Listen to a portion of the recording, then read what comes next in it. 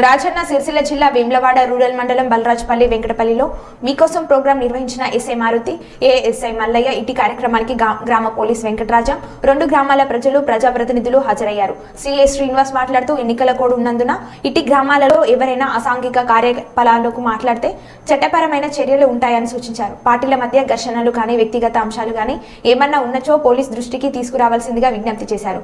మరియు ఇటీ గ్రామాలలో సీసీ కెమెరాలు ఏర్పాటు చేసుకోవాలని సూచించారు. పాలకు పోయినా చూస్తుంది, పాత్ర పోయినా చూస్తుంది, ఎడ్ల గుట్టుకు పోయినా చూస్తుంది, యాక్సిడెంట్ అయి తప్పించుకోపోయినా చూస్తుంది, దొంగతనం చేసి తప్పించుకోపోయినా చూస్తుంటుంది. అంటే ఏదన్నా నేరం జరిగినప్పుడు మనకు ఇవి కీలక పాత్ర పోషిస్తుంది ఈ ప్రస్తుత సమాజం. ఆ టెక్నాలజీ వచ్చింది కాబట్టి మనం దాన్ని ఉపయోగించుకుంటే మనకి ఇంత బెనిఫిట్ జరుగుతుంది. మీ ఊరికి సెక్యూరిటీ ఉంటుంది. సీసీ కెమెరాలు ఉన్నాయంటే దొంగలు కూడా ఈ మధ్యలో అందరికీ వాళ్ళు జైళ్ళల్లో డిస్కషన్ చేస్తారు. ఏ ఊర్లో సీసీ కెమెరాలు ఉన్నాయి, ఎక్కడ ఉన్నాయి, సీసీ కెమెరాలు ఉన్నాయి వాళ్ళు అవాయిడ్ చేస్తారు. అంటే వాడు కూడా బంద్ చేస్తారు. సీసీ కెమెరాలు లేని విలేజ్ సెలెక్ట్ చేస్తారు. మీరు పెట్టుకుంటే మీ ఊరు సేఫ్ ఉంటుంది, మీ అందరి ఇల్లు భద్రంగా ఉంటాయి. బంగారం అది మనం కష్టపడితే వస్తుంది అని మీరు అందరూ వ్యవసాయం చేసుకుంటారు. దొంగలు పడ్డ తర్వాత మా దృష్టం మా ప్రయత్నాల వల్ల దొరకవచ్చు, కొన్నిసార్లు దొరకకొని కూడా ఉంటాయి. అందుకని సీసీ కెమెరాలు పెట్టుకుంటే మంచి. మీరు అందరూ ముందుకు వచ్చినట్టు అందరికీ చాలా థ్యాంక్స్ చెప్తున్నాను. ఒక పెద్ద మంచి కార్యక్రమం చేసుకుని సార్తో పాటు సార్ వస్తారు, ఓపెనింగ్ చేస్తారు. మొన్న ఫాజిల్ నగర్లో చాలా పెద్ద ఎత్తున చేస్తున్నారు. అట్లనే ఇప్పుడు ప్రస్తుతం ఏముందంటే మోడల్ కోడ్ ఆఫ్ కండక్ట్ అమల్లో ఉంది. మోడల్ కోడ్ ఆఫ్ కండక్ట్ అంటే ఎన్నికల ప్రవర్తన నియమావళి. షెడ్యూల్ వచ్చింది కదా, ఎన్నికల షెడ్యూల్ వచ్చింది, కోడ్ నడుస్తుంది. ఆ కోడ్లో ఏంటంటే ఏది చిన్నది జరిగినా కూడా ఎలక్షన్ కేసులు, ఈ కేసులు ఏంటంటే నువ్వు కూడా పోవచ్చు. మిగతా ఏ కేసులైనా లోక్ అదాలత్ ఏదో చేసుకొని పోవచ్చు. ఈ కేసు ట్రయల్ నడిచి అది శిక్ష పడడమో హాస్పిటల్ కావడం అంటే గుర్తు వేయడమో జరగాలి. అంటే ప్రతి కేసుకి పోవాల్సి ఉంటుంది. ఎన్నికలు వస్తుంటాయి పోతుంటాయి, కానీ ఎన్నికల వల్ల మనకి ఏదైనా కొంచెం బెనిఫిట్ జరగాలి. కానీ ఆ ఎన్నికల్లో మన ఫ్యామిలీని ఇబ్బంది పడి పరిస్థితి చేసుకోకండి.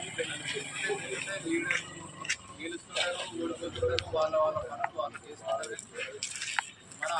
మన పరిస్థితులు బట్టి మనం వేయాలి. మన పరిస్థితి మన ఆర్థిక సౌకర్యం, దానివల్ల మనకు వచ్చే బెనిఫిట్ ఏంటి? ఈ పార్టీలో గెలుస్తారు, ఆ పార్టీలో పోతారు, ఆ పార్టీలో గెలుస్తారు, ఈ పార్టీలో పోతున్నారు. అదంతా మనకి సంబంధం లేని విషయం. వాట్సాప్ వచ్చింది కాబట్టి ఏ పడితే ఆ మెసేజ్లు చూసి మీరు లోన్ కాకండి. ప్రభావాలకు మీరు లోన్ కాకుండా కామెంట్లు పెట్టడం, స్టేటస్లు పెట్టడం, వాళ్ళు గెలుస్తారు, ఓడిపోతారు. వాళ్ళకి ఓటేసుకోండి.